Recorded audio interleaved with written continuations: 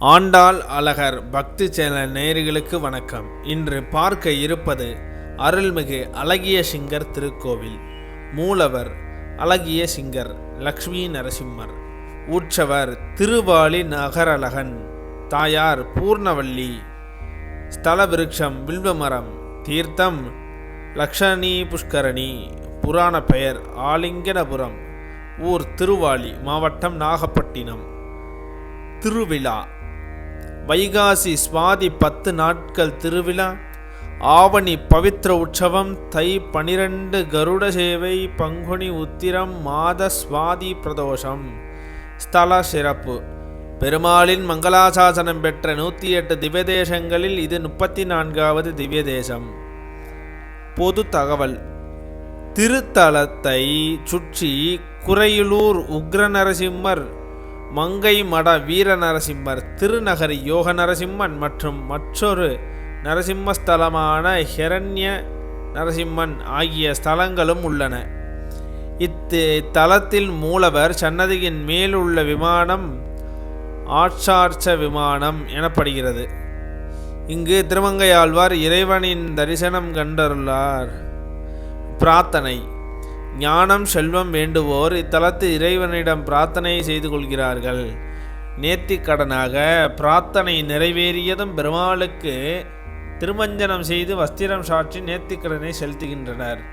ஸ்தல பெருமை.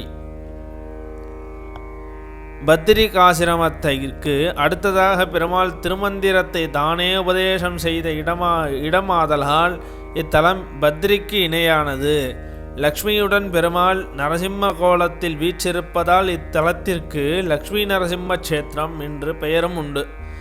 திருவாலியையும் தரிசிப்பதால் இங்கே பஞ்ச நரசிம்ம ஸ்தலங்களை தரிசித்த புண்ணியம் கிடைக்கும். திருமங்கையாழ்வாருக்கு விரைவில் அருள்பாலிக்க வேண்டும் என லக்ஷ்மி தேவி பெருமாளை இடைவிடாது வேண்டினாள். பெருமாள் கூறியபடி லக்ஷ்மி திருவாலியில் தவம் செய்யும் பூர்ண மகரிஷியின் மகளாக பிறந்தாள்.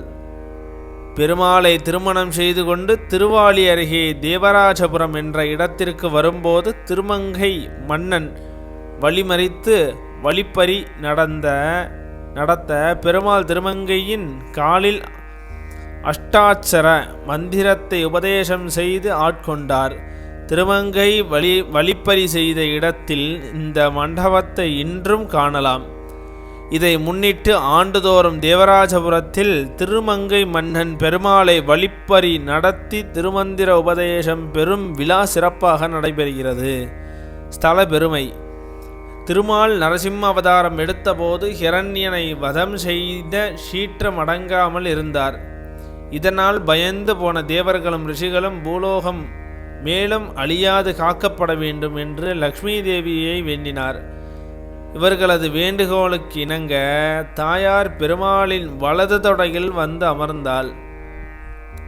தேவியின் பெருமாள் ஆலிங்கனம் செய்து கொண்டார். எனவே இவ்வூர் திரு ஆலிங்கனம் என்ற பெயர் பெற்று திருவாலிய, அதாவது திருவாகிய லக்ஷ்மியை ஆலிங்கனம் செய்தல். குலசேகர ஆழ்வார் இஸ்தலத்து பெருமாளை மங்களாசாசனம் செய்துள்ளார். இப்பகுதியில் ஆளிநாடு திருமங்கை ஆழ்வார் குறுநில மன்னனாக திகழ்ந்தார். எனவே அவருக்கு ஆளிநாடன் என்ற பெயரும் உண்டாயிற்று.